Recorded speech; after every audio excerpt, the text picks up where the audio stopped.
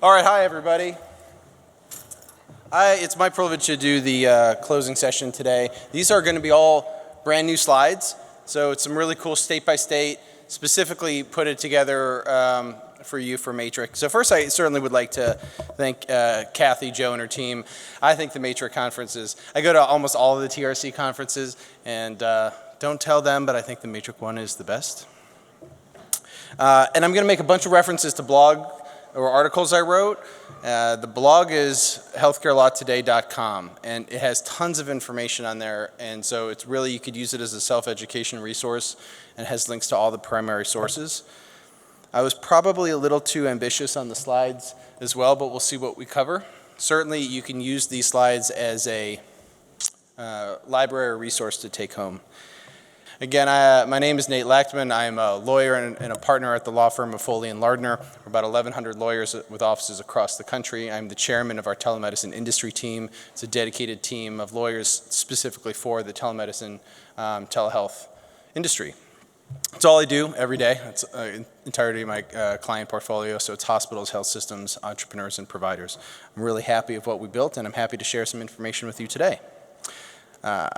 Okay, first thing, we did a survey, my law firm did a survey wrapped up in November 2017 of industry C-suite executives of hospitals and provider groups, not just like telemedicine only, about their perceptions of opportunities and challenges in telemedicine and digital health. It was a follow-up to a 2014 survey we did, and some of the questions were identical, so we could see trends in a 3-year change, and some of the results were really surprising. In particular, in 2014, 87% of them did not expect their patients to be using telemedicine. But you fast forward, and 76% already offer it or they plan to offer it. So the adoption has accelerated at a rate far beyond what the executives were even anticipating just 3 years ago. I have some copies there. Feel free to help yourself. If they run out, you can email me and I'll send you a PDF link to it. This is another survey response. There's the current perception of the opportunities in there, and you can see at the top, second opinions, mental health, and RPM, which is particularly interesting because the survey questions went out before CMS announced for sure that it was going to cover RPM services in 2018. So even before that external third-party reimbursement, you can tell that a lot of the traditional established providers were quite bullish on it. And then here's some of the current perceptions of their obstacles, obviously lack of third-party reimbursement being up at top. Okay, we're going to talk about telemedicine and licensure. Interstate compacts. Here's your MATRC states. Here's our 9-state universe heat map. The dark blues are states that have enacted the medical board compact. The blues are states that have introduced it. If it's gray, they have not taken any action on that yet. Here is the nurse licensure compact for the MATRC states. You can see DC isn't participating. New Jersey has introduced it. Pennsylvania is not participating. And there's a bunch of these other compacts. Here is a physical therapist compact, and you can see the participating states and the ones in which it's introduced. The peer-to-peer consultation exception is when two doctors talk to each other, and it can be across states, whereas let's say one doctor is licensed in Pennsylvania and has a patient with him or her, and then there's a consulting doctor in North Carolina who can deliver peer-to-peer consultative advice to the Pennsylvania patient's doctor without having to have a license of practice in Pennsylvania. It exists in all 50 states in one shape or form or another. There's a lot of different nuances to it. It exists in every single state within MATRC. But here's some texture, okay? This is really what a bit of like a more legal or regulatory breakdown of what the consultation looked like. You can see in none of these states must it be free, but there are some states that say no, that licensing exception doesn't work unless you're delivering your services for free. Namely, it'll say that the physician providing that service doesn't charge a fee nor receive any compensation or remuneration. So it's not necessarily enough that the patient isn't charged, but if the doctor has a salary, is getting some compensation for providing that, it probably doesn't work. Some of these states have an express frequency limitation that says you can do so up to 10 times a year, or 12 times a year, or occasionally, or infrequently. Most of the states don't quantify any specific numerical value, and they use language like that. Another These columns are also representative of trends you see in states outside MATRC, and MATRC states just don't happen to have some of these. But some prohibit it if you have an established connection, contractual arrangement, hospital privileges, whatnot. Some prohibit you from rendering the primary diagnosis, okay? So that would be, really just whole cloth outsourcing the diagnosis.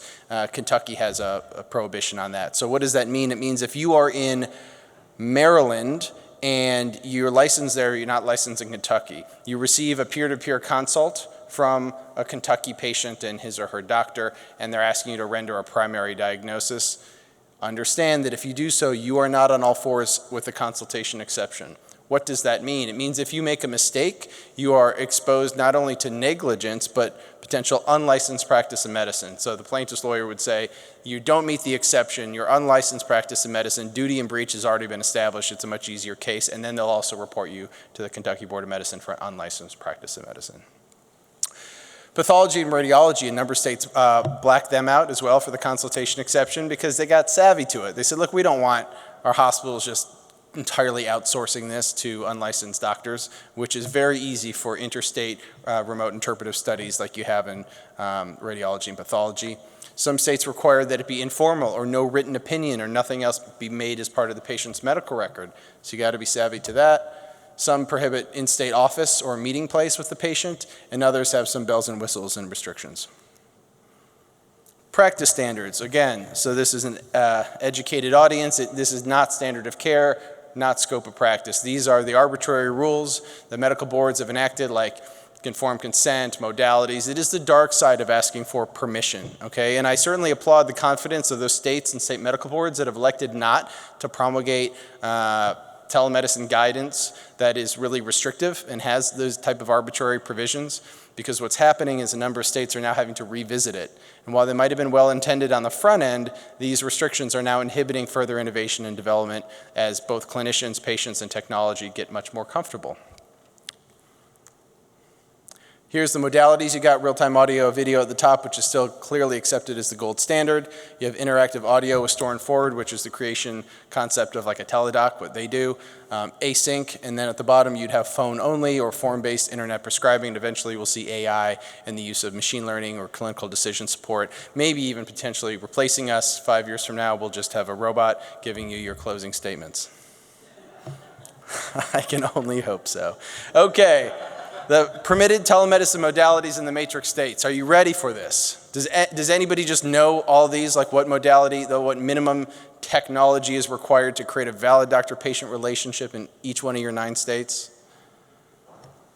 You do now. All right, okay.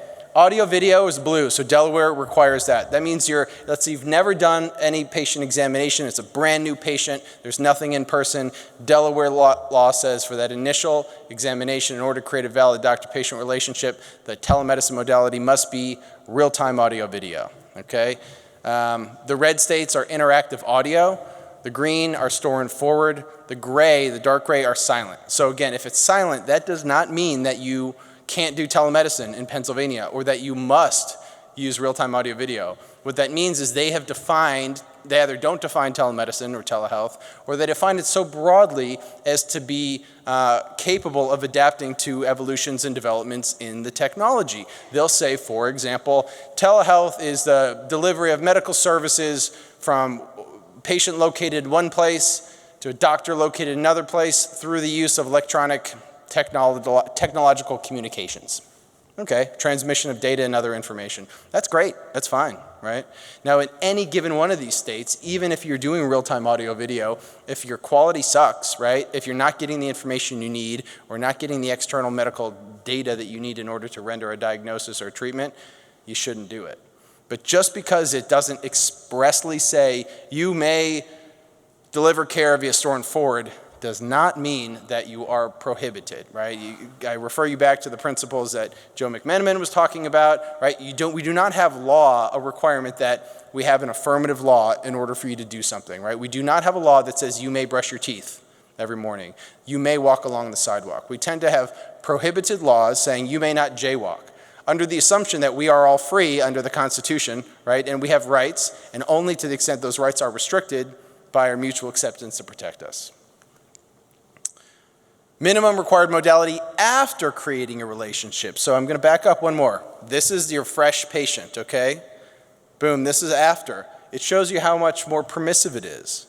Again, take West Virginia, for example. It has to be at least interactive audio or New Jersey for your first one. But subsequent, there you go. Subsequent, they allow store and forward. So you can use async, okay? Because, again, the threshold concern in most boards of medicine is that initial doctor-patient relationship. Everything continues from that. Informed consent requirements. The red states are states that require patient to, as a provider, to obtain the patient's informed consent. And again, my apologies to all non-physician healthcare professionals. You are important. You're an essential component of the entire healthcare delivery system. If I did a heat map for every single licensure type, we would be here until tomorrow night. Patient ID verification requirements. These are the states with laws that expressly say you have to verify the patient's identity before kicking off your telemedicine consult. That might be easy to do, right? Especially in a real-time audio video, but what if you're using async modalities? Who uses async modalities right now and has a solution for verifying patient identification? Well, take a page from the crypto exchanges, right? If you want to create a cryptocurrency exchange account, you have to not only take a selfie, but upload a front and back of your driver's license or your passport in connection with creating an account. And while creating that account, you're agreeing to the terms of use. I would recommend you consider the same approach. Recording telemedicine consults, okay? So here, it was very surprising to see one of the survey data points of how many of the respondents actually record their telemedicine consults. It was like 40-some%. Here, the most applicable laws would be the recording of phone calls or discussions. And the red states are two-party consents, meaning both you and the patient must consent to the recording. Blue states, only one party need only consent. The only state that prohibits telemedicine recordings is Vermont. Across the board, it's prohibited. Keep in mind, if you do record it, then what? It's a medical record, yeah. So you have to keep it for like 5 years or 7 years or whatever your state law requires. Prescribing. Now, I know we had, here we are. I know we had Jim Arnold from DEA speak yesterday, so I would refer you to him and Jeffrey Boyce's presentation. Also, I have a 3-part article series all about controlled substance prescribing and Ryan Haight Act. It's on the blog. It has the primary sources. I encourage you to check it out. Generally, you should prescribe in connection with the doctor-patient relationship. There are some exceptions. I would not recommend you build a service line or a business model on some cross-coverage exception or something like that. What constitutes a valid doctor-patient relationship is defined under medical board rules as well as pharmacy board rules because they define what constitutes a valid prescription. So what do you need to do? You need to look at the state law of the modality. Just because you've established a doctor-patient relationship does not mean that a state pharmacy board rule might not require a more restricted modality. So you could have a state where they say, yeah, you can establish a doctor-patient relationship via store and forward, but the pharmacy board says a valid prescription must be generated out of at least a real-time audio video examination, okay? Then for non-controlled substances, state law controls. Controlled substances, both state and federal law controls. Federal law does not govern for non-controlled substances, obviously, right, for this purpose. So here's a list of states with internet prescribing rules. This is not to be confused with store and forward or other telemedicine prescribing. These internet prescribing rules were promulgated in like the late 90s. Some of them are just carryovers. They haven't been expressly superseded by the subsequent telemedicine rules, but it's somewhat implied. You can also thread the needle. There's a difference. Internet prescribing is typically, it's online, there's a form, the patient fills it out, and it's mostly just their credit card number, address, and then they check the box of what drugs they want to order to put in their shopping cart, okay? It's a static questionnaire. There's really not much to it. It's clearly below the standard of care in the vast majority of states. Compare that to a store and forward based telemedicine prescribing approach where depending upon the patient's answer, the follow-up questions change. And all of that is exactly the clinical protocol decision tree that you would ask the person if they were sitting in your office, right? So it's literally identical. This could be a dynamic questionnaire. Also, compare internet prescribing, which might rely exclusively on the patient's self-reported information, versus a store and forward application that might also use extrinsic medical evidence. For example, let's say it's a hair loss. You require the patient to have some high-resolution photos of the crown of his or her head, right? That is external additional evidence. It's not just audio. It's not just internet prescribing. Ultimately, the key is that it's clinically appropriate services. Let's talk about telemedicine prescribing and controlled substances in the MATRC states.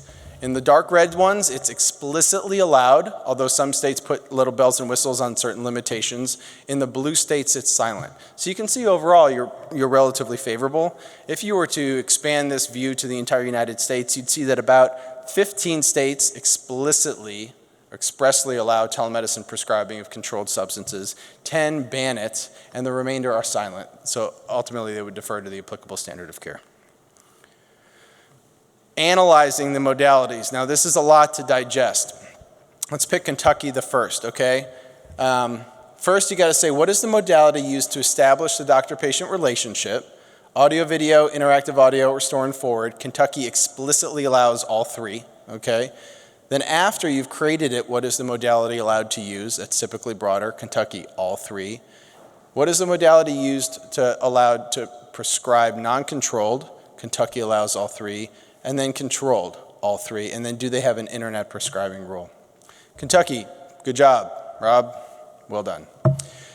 Contrast that with Arizona.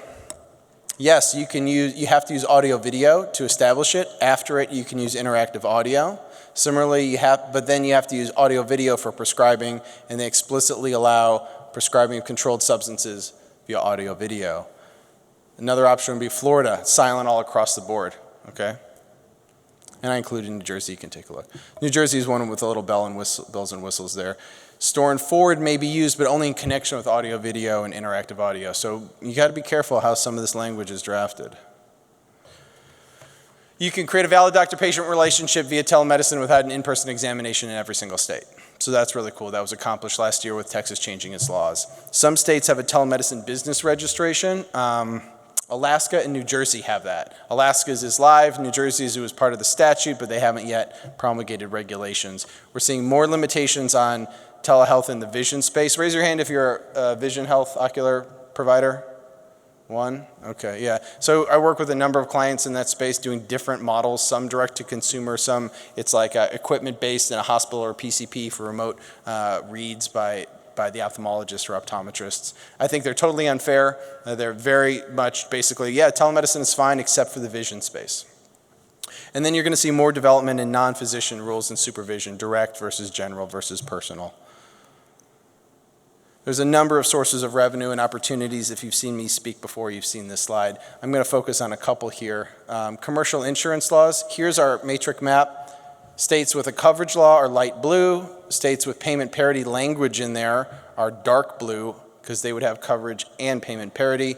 And then the gray states don't have a coverage law. So Kentucky, as I understand, the legislature just last week signed a bill into law. It's awaiting the governor's signature, and the hopes are that the lobbyists for the health plans will not convince the governor to veto it. So we have maybe, 7 days or so left, I guess, for the governor to decide what to do.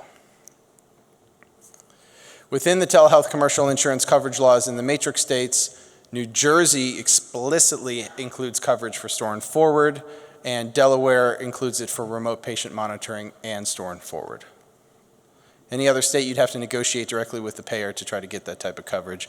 And then here's another one of our survey data points, the respondents based on what they're most likely to, what they have obtained from third-party commercial payers for telehealth services. Clearly, mental health is up top. Here's the 5 elements for Medicare. Brian and Christian did a session on this earlier, so I don't need to go into too much detail. But again, on my blog, there's a report I put out about OIG completed its review, its audit of Medicare telehealth claims, and determined that 31% of Medicare telehealth claims should not have been paid. They were bad claims. And it was a bummer to see that. There's a large, in my opinion, a large percentage. Now, it does not mean, though, when you really look into the numbers, that patients were just at home or work. In fact, only 2 of the patients were located at home, so 2%. So that's a good job for all of you. The vast majority of that, like 24%, were the patient at a facility, but not in a rural area. Okay, so you can easily solve for that. To me, that suggests it's either within a hospital system or these are B2B professional services contracts because the patient was basically at some type of facility site, which lends itself to suggest they were contract-based services. Just check the Medicare Telehealth Eligibility Analyzer. I think Bill England created it. I don't know. It's out of HRSA, and it's such a phenomenal service. It would be virtually impossible for us to figure out whether any specific address is in a qualifying rural zone or not without that website. Here's some of your main policy changes. You got to use place of service code 2, not GT modifier, with the exception of some critical access hospital-based services. There's 7 new codes for 2018. Remote patient monitoring is another new code. Brian had a session on RPM. And then we got the result of one of the OIG projects. The Medicaid telemedicine project is due to be published in 2019. I also have a blog specifically on an article on the new place of service code 2 and the implications, what to do, as well as all the rules that are published, period, on remote patient monitoring, so you could check those out if you want. Okay, the BBA did 5 things for telehealth that were pretty great. Expanded stroke coverage beyond rural areas because people in cities get strokes too. And that goes into effect in January 2019. Similarly expands telehealth coverage to the patient's home and independent renal dialysis facilities for ESRD patients. And it'll also allows providers to give those patients free at-home telehealth technology or equipment. So that's an exception to the civil monetary penalties law, which would otherwise be illegal patient inducements, but you can give that type of stuff for free to them. There's 3 little elements to meet, but you can certainly satisfy it. I have an article addressing all of these in depth I would recommend you to read. MA plans, again, effective 2020, they'll expand their definition of a basic benefit. So what that means for you, much more likely that they'll cover a broader scope of telehealth services under their contracts. What should you do now? I would suggest you reach out to the MA plans now, knowing that they also want all of this coverage and expansion. They've been fighting for years to say that CMS has misinterpreted these regulations and say, look, we want to go live like this year or next year with an expanded set of benefits for your members. We'll track the patients in addition to just delivering services. We will track your member patient satisfaction, we'll track utilization, and we'll tag it with a modifier. So you, health plan, can see sort of the variable cost benefit spend and as well as your member satisfaction. Then you'll be queued up and you'll be live and up and running when 2020 happens, and you'll start getting paid beforehand. It's just a really smart strategic play for you to use this as the door entree point to contracting now for coverage with your MA plans. And then finally, ACOs, it's more specifically next-gen ACOs. They have waivers on originating site restrictions, as well as they also allow asynchronous store and forward telemedicine to be covered. Here are some of the hot issues in Medicare telehealth compliance. I don't know if we really have time to go over all of them, but yes, you can reassign billing to an originating site. No, you cannot offshore. Medicare will not pay for international-based providers. Yes, you can charge a beneficiary out of pocket for a telehealth service if it's a non-covered service, so you have to be careful to determine whether a service is covered or non-covered. Telehealth service is very different from non-face-to-face services. Non-face-to-face services include CCM, RPM, telephone calls, online medical services. There's a whole chunk, so like 4 pages in the AMA CPT book titled non-face-to-face services. There are going to be more of those. That is all your store and forward, right? That's all your async stuff. We're going to see a lot more of that, so I suggest you pay attention to it. Incident to billing, again, that requires a direct supervision. So just keep in mind, you cannot fulfill incident to billing requirements via telemedicine, okay? Because normally incident to requires the supervising doctor and the non-physician to be in the same building at the same time. So if they are, then maybe you could, but other than that, it's only general supervision. The global surgical period, so you do a major surgery under Medicare, you're responsible for providing that follow-up care for the next 90 days, and you're not entitled to an additional payment, right? Oftentimes, particularly centers for destination medicine, patient will fly in, they'll get operated on, they'll go home, they'll say, please, you should follow up with us, and the patient might never do that. So technically, if you're not doing any of the follow-up, you're supposed to add a modifier and get paid a couple $100 less, and then someone else can bill a claim and add a modifier and get those couple $100 who actually does the follow-up. I've been speaking with CMS, and it's not prohibited. They haven't formally opined on this in any government publication, but it is not prohibited, based on the feedback I got, for you to fulfill your post-op follow-up care via real-time audio-video telemedicine with the patient at home. All right? It's not a telehealth service. It's not subject to any separately payable. I don't know if they would feel the same way by an audio-only follow-up, but that really represents big opportunities for you to use telemedicine in your post-surgical care procedures. There's a lot more interest in telemedicine and EMTALA, using telemedicine-based physicians to try to see if they can help supplement or even sometimes replace the on-site ED physicians. And there's a lot of interest right now between the use of a telemedicine-based physician to serve as an admitting or attending or an inpatient hospitalist. Even if Medicare doesn't pay for it, we're doing some analysis to determine whether it's even if it's prohibited under the conditions of participation. Something you might want to do as a function, you're just not billing Medicare for it. We're going to see a lot more of that, particularly for inpatient psych hospitals. Absolutely. There's a ton of stuff that we do that goes beyond is an in-person exam required or not. In fact, the in-person exam medical standard board rule stuff to me is not child's play, but it is what it is. Some of the really more important functionality is these fraud and abuse self-referral arrangements. Because telemedicine is so awesome and so powerful, you can use it in so many different ways that you're much more likely to have better capabilities to have joint ventures and other partnership type of agreements and cross-referral patterns across geographic borders and in new ways that simply just don't exist for your traditional in-person services. So while it represents real opportunity, you definitely have to be careful of Stark, which is a strict liability statute, and the anti-kickback statute, among others. Raise your hand if you do credentialing by proxy. Oh, that's so sad. I mean, to the extent you can, all of you should be doing it, okay? It really makes your go live of onboarding a new physician so much shorter, particularly if you're let's say a small health system or even a larger one, and you want to just be able to plug and play doctors. All of your different hospitals could share, a credentialing by proxy agreement and a telemedicine services agreement so that you can easily go live and add new specialty service lines without having to wait, let's say 90 or 120 days for the medical staff office at the originating site to complete the primary source verification, send it to the MEC for their review, and then send it to the governing body for their ultimate approval. I was disappointed but not surprised to see how few respondents here actually use credentialing by proxy. It's okay, it's about a third. The Joint Commission has some standards on that, and the current standards would require both sites to be credentialed or accredited with the Joint Commission. I've been very critical of that for a long time, and I was really happy to see about a month and a half ago they issued a draft, proposed rules to change their telemedicine standards and eliminate that. So if these draft rules go into effect, then both sites don't have to be Joint Commission accredited, which is a really good thing for critical access hospitals and other sites that are typically would be the ones receiving the services. Most of the large AMCs and big hospitals use Joint Commission, but it's the smaller ones. And why should they have to pay all the money to be Joint Commission accredited versus having to use credentialing primary source verification? International, raise your hand if your institution does international. No, that's okay. Yeah, we're going to see an increasing amount of international services, namely U.S. exporting your telemedicine services abroad.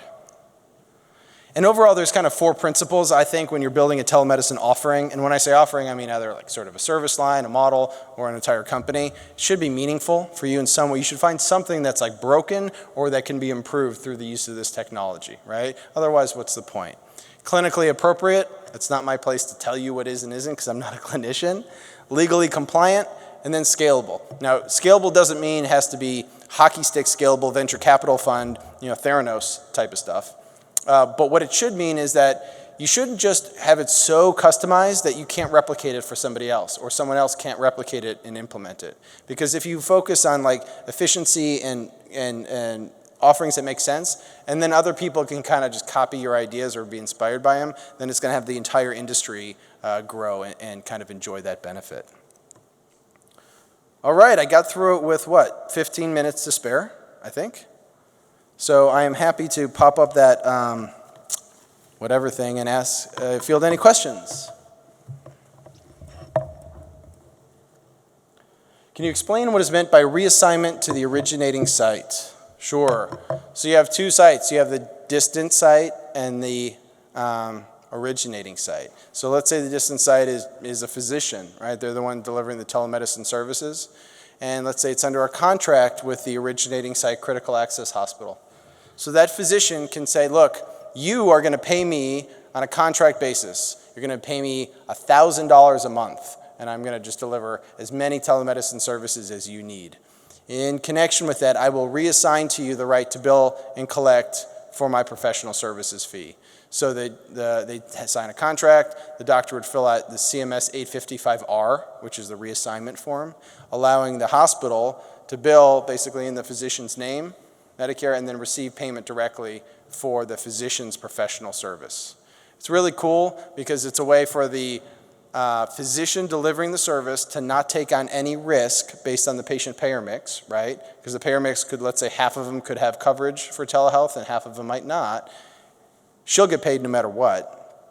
And the critical access hospital is not leaving money on the table. By reassigning it, they're the ones taking on the financial risk, but it can help reduce their overall financial spend on telehealth service because they are actually enjoying the reassignment. They're probably better equipped to also do some of that billing than the distant site physician. That's reassignment. There's special rules. You can do this across the country, across Medicare contractor jurisdictions. It's called interjurisdictional reassignment. And you can do that as well. In a state that is silent about what is required to establish, could a doctor and patient use faxes to asynchronously establish a doctor-patient relationship?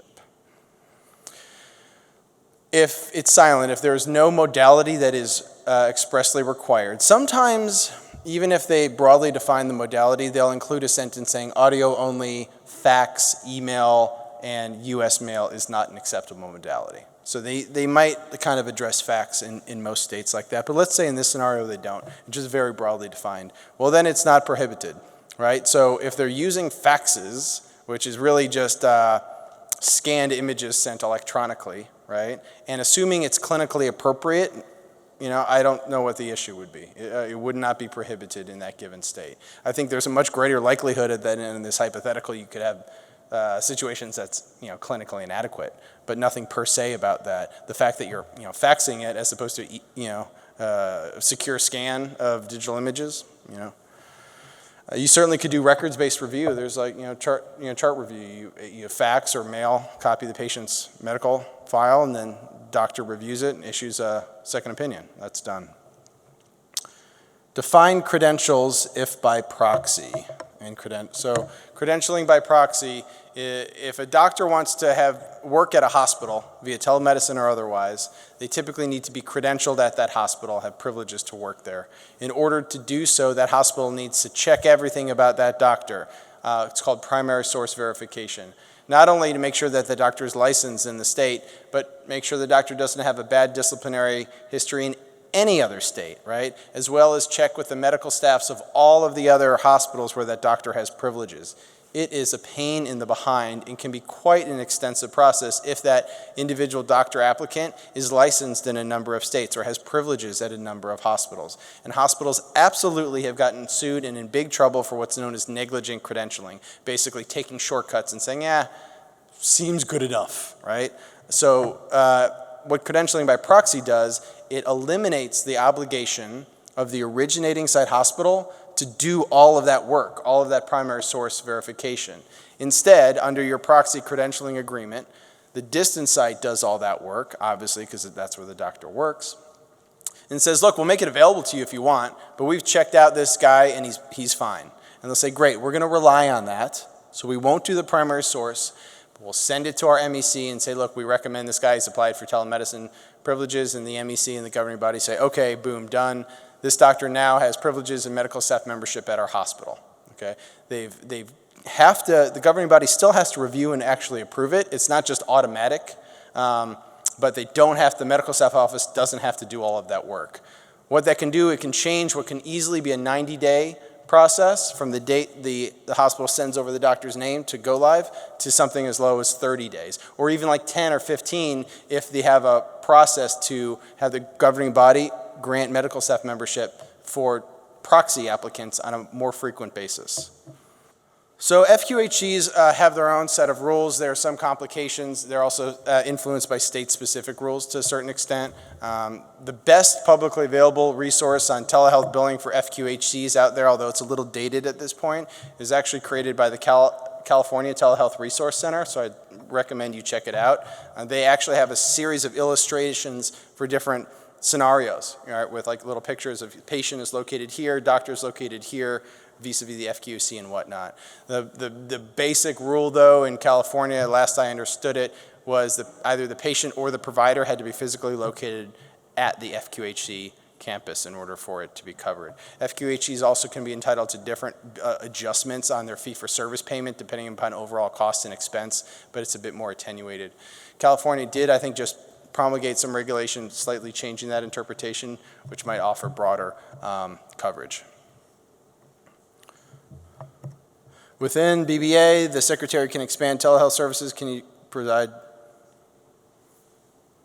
You know, I have no idea when the proposed rule would be made public, if anything. Certainly, what I know within the BBA is that they're going to expand the defined patient basic benefit for telehealth services within Medicare Advantage plans. And that's going to be subject to a public notice and comment period that any of us can have comments on that'll be incorporated. And clearly you're going to want to push for the largest scope of what's would be allowable as a telehealth basic benefit. Similarly for stroke, they're going to change not just locations in urban areas that are hospitals, but they also have mobile stroke units, which are going to be now a covered originating site location. It could potentially include the patient's home. That's going to be subject to comment periods, so everyone here can comment on them. I think more likely than not, what's going to happen in a mobile stroke unit will basically be an ambulance equipped with telestroke capabilities, and then that would be a qualifying originating site, whether it's in a rural or an urban area. Well, thank you so much for your time. If you liked it, please review. You can use the reviews in the app, and thank you for having me.